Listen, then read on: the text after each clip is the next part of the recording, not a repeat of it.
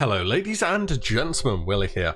Today I wanted to talk a little more about the spell batching changes which have come onto the PTR recently, as I've been doing a bit more testing and reading various things across different forums online to see how they are impacting the game, and whether it's all positive or are there actually some negatives in there as well. I also just want to give a quick shout out to everybody who has joined the Patreon so far. You guys have been so generous. I really didn't know what to expect from it, and I felt as though I was dragging my feet a little bit and setting it up and wanted to put it alongside a bit of a special video. I was actually looking at updating my outro as well, and I'm sure I'll be able to fit you guys on there somewhere, so just thank you once again.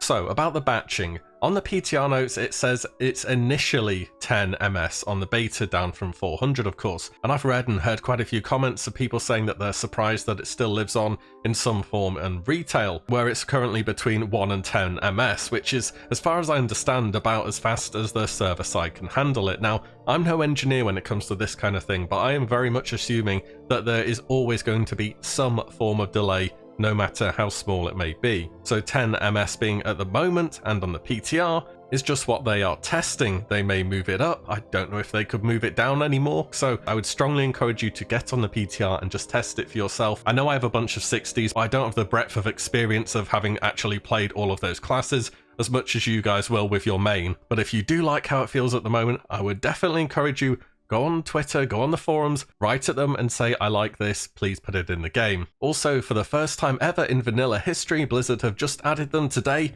There are target dummies just next to the gates of Stormwind and Orgrimmar. So if you've ever wanted to test anything at all on target dummies, you know, your rotation, how spells work with each other, whatever it may be, this is your chance. They're finally there, and they're probably just going to be up for the beta as well. So that's just another reason to head on over and give it a go.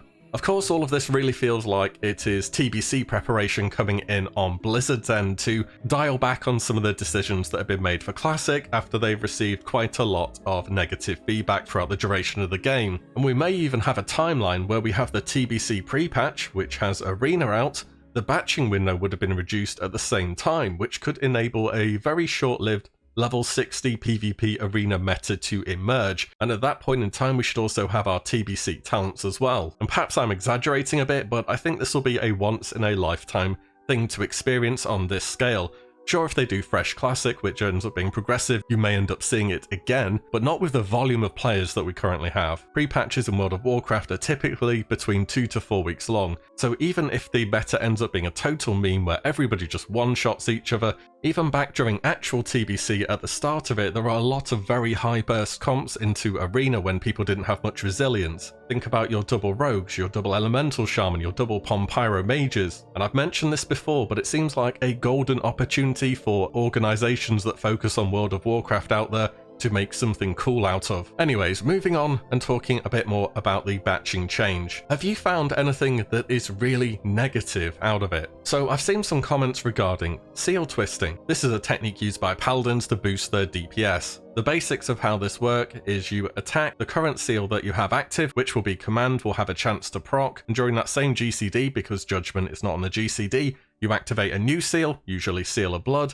which will also incur its on-hit damage straight away. And this was a technique used back in 2008 in actual TBC as well. You can pretty clearly see how he changes seals and is able to take advantage of all the different types of damage, and doing this will put you above somebody who does not do it on the damage meters. Now, originally I thought you would be still able to do this even with the spell batching change, because there's a little update that I found from patch 1.11 when I was looking through various things, saying that Seal of Command proc will have approximately a 0.5 second delay built into it baseline. The reason being is if your auto crits, that will give you a stack of Vengeance, which will increase your holy damage, so the proc can benefit from the holy damage. However, when you change seal on the GCD now, it is not applying the seal you're changing to afterwards. In other words, with how it looks at the moment, you won't be able to seal twist, which is going to lead to a lot of rather unhappy rep paladins. Either way though, this is something that I think should be addressed in some form to try and get it working, but we can always make sure that's tested on the beta once we have hold of it. Next up, rogues vanished. So the pretty short version of vanish is that it has been nerfed.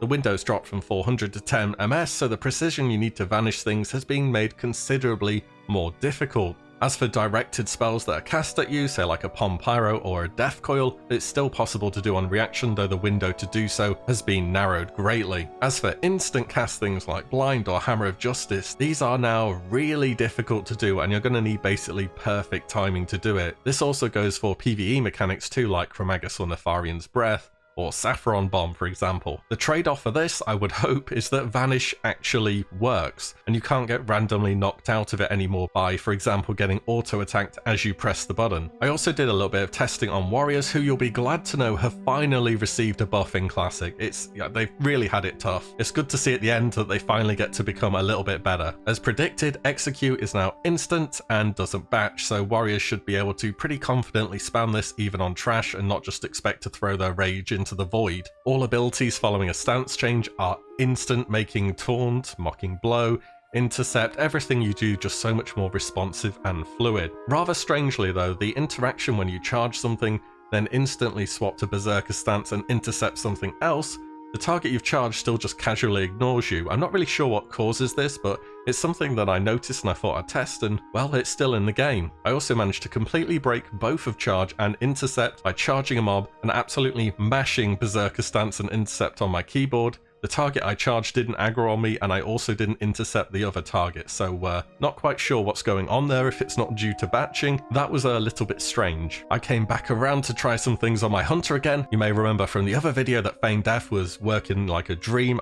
No complaints at all there. But I wondered if some of the other issues they had still existed. How about enemies being able to run over your trap if they're moving at a high enough speed? So I set off into the Eastern Plaguelands to try and find some helpers.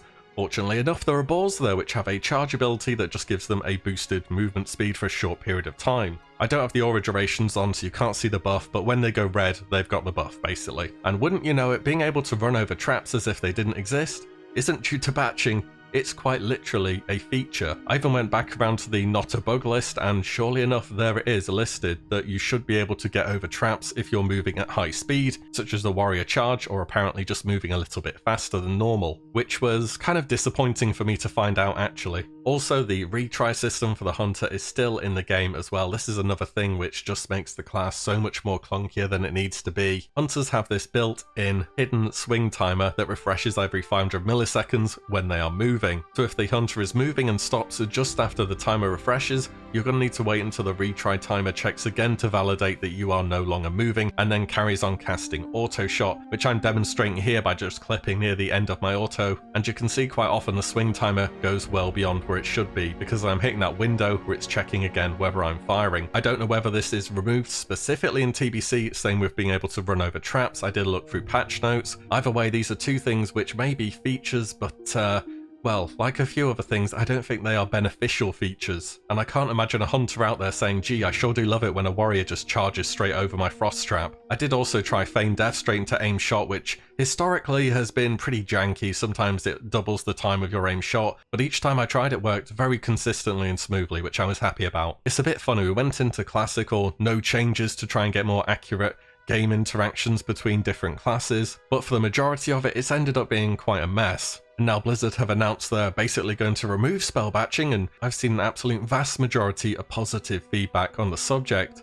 But then we're going back to the subject of people are worried it's going to break spell interactions in TBC. I hope there's a world where we can have a low batching window to where our characters and our abilities feel responsive, but game mechanics that existed back in TBC can also still exist today. And not just specifically things related to batching too, there are definitely some other quote-unquote features that I bet many players would want to see gone, like the hunter stuff that I talked about earlier, or especially melee leeway, which I'm very hopeful is next one to be addressed. That feeling of getting hit through a pillar from a Taurian warrior isn't going to be good, and hunters are going to be feeling it even more, and they're not exactly doing the hottest in arena to begin with. But these are just a few of the things which I went back and found out where there could be some kind of actual negatives to the spell batching change.